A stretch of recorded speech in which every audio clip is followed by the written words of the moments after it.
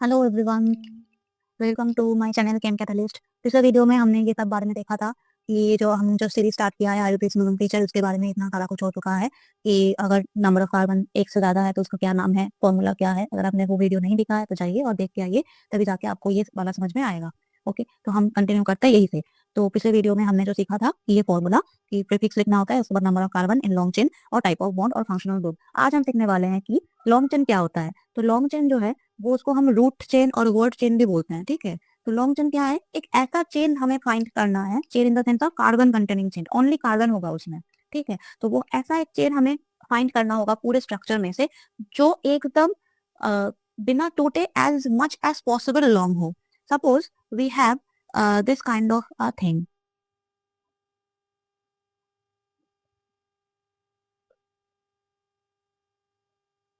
Okay, that is the chain we have. Now we have to check that as much as possible how many carbons are connected with each other, जो सबसे लंबा एक chain बना सके। अगर हम इस कार्बन से स्टार्ट करें और यहीं पे जाके स्टार्ट खत्म कर दे, 1 2 3 4, so how many carbons containing in that case? 4. Okay, after that if you are containing अब अगर हम इस वाले कार्बन से स्टार्ट करें, अब यहाँ तक जाने की कोशिश करें, देखते हैं कि जा सकते हैं बिना पेन उठाए हुए।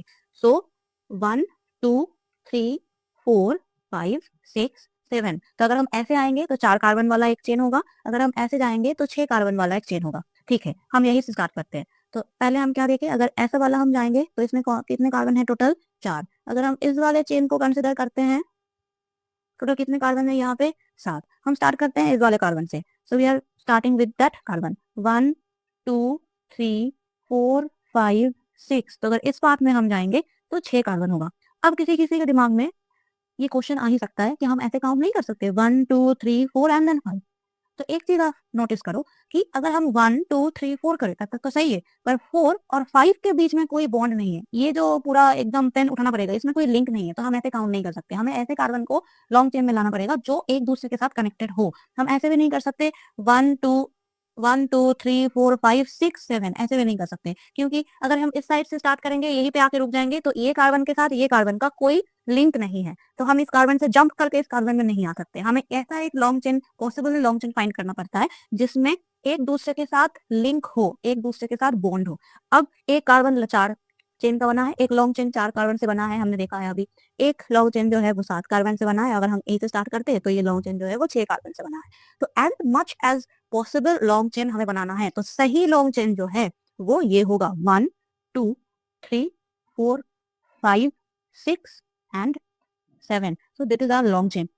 अब लॉन्ग चेन, चेन का मतलब ये नहीं है कि वो सीधा सीधा ही होना चाहिए, वो कैसे भी हो सकता है, ऐसे ऐसे ऐसे भी हो सकता है। बट जो कार्बन कंटेंट होगा उस चेन के अंदर, जो कार्बन होगा, एक दूसरे के साथ जो लिंक है वो टूटना नहीं चाहिए। अगर अपने पास ऐसा कुछ है, 1 2 3 and suppose this and this, you see that? Okay, I hope you see that properly. Okay, now check, if you are containing, I mean if you are counting the long chain, how many carbons we can contain with?